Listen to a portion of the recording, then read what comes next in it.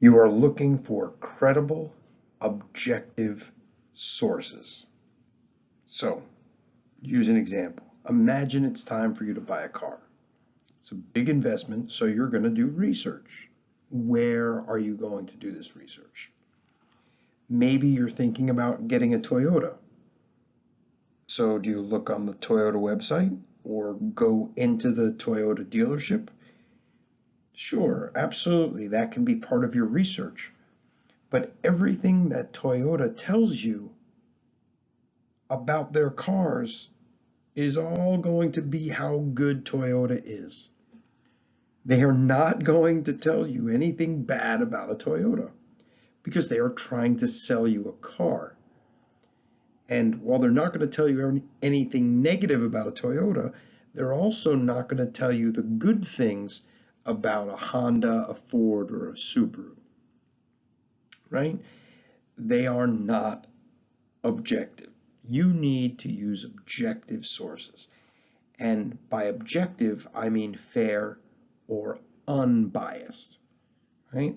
So Consumer Reports is a publication that reviews all the cars.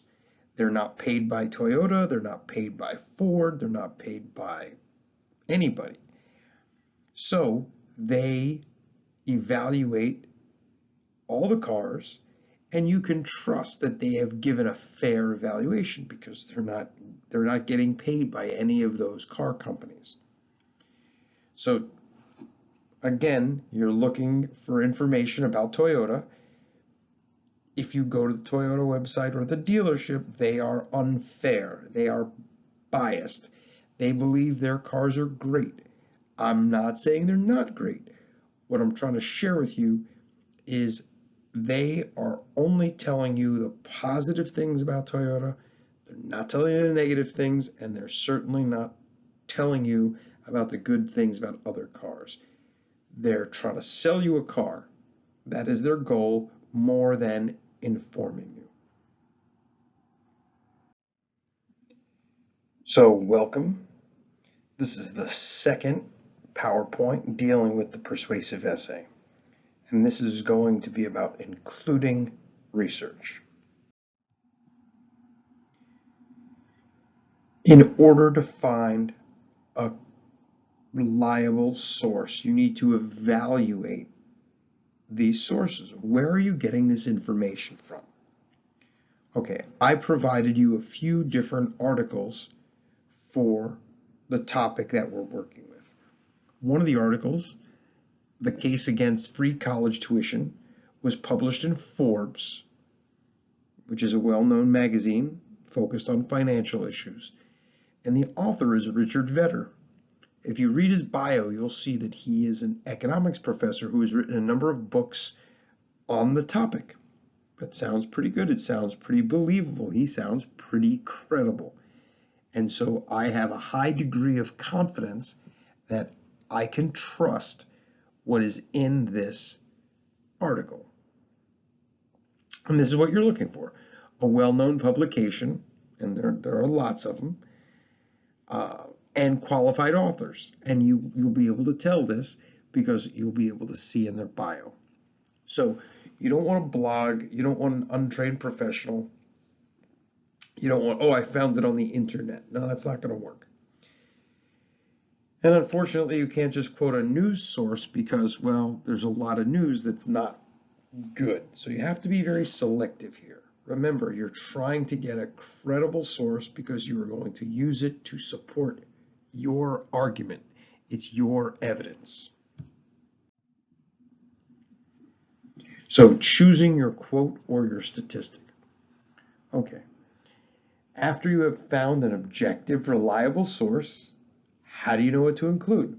Well, this will depend if you've already chosen your reasons, your pros and your cons. So the topic is free college tuition. Some of you are like, absolutely, college should be free. Then I wouldn't be stressed about school. Or maybe you could spend more time studying and less time working. I'm sure you have your reasons.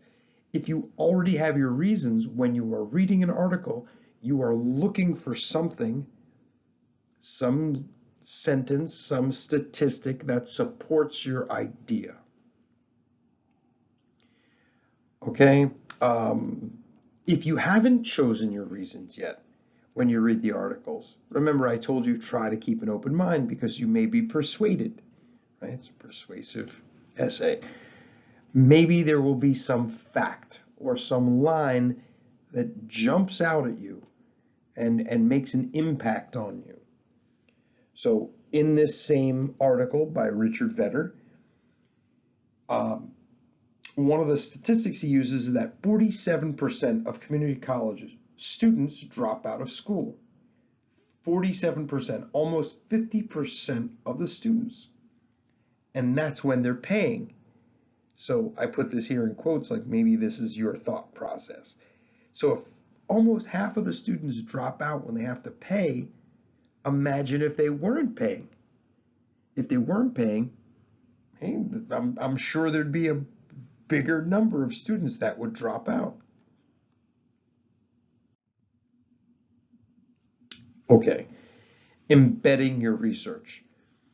You need to include someone else's words in your writing. This means you need to introduce it. But this also gives you a chance to explain why it's a credible source. So, for example, according to Richard Vedder, an economics professor at Ohio University, right? No matter what you say after that, you've already given this author credibility. You said his name, you said his title. Okay, economics professor talking about tax rates sounds believable already. So, according to Richard Vedder, an economics professor at Ohio University, comma, quote, high marginal tax rates are also associated with big outmigration of productive citizenry. That sounds really impressive. But what does it mean? That's why you need another sentence after your quote to explain it. This sentence usually starts with "this means." And in this situation, high tax rates means people move to go to places where taxes are cheaper. So this means that when states raise taxes to pay for college, because somehow the college needs money to run, so that money has to come from somewhere. And so when states raise taxes to pay for free college, many people leave. There are lots of states that don't have state taxes or lower state taxes. So they move to other states where college isn't free and the taxes are lower. Okay, I'm going to put some examples of this on the wiki.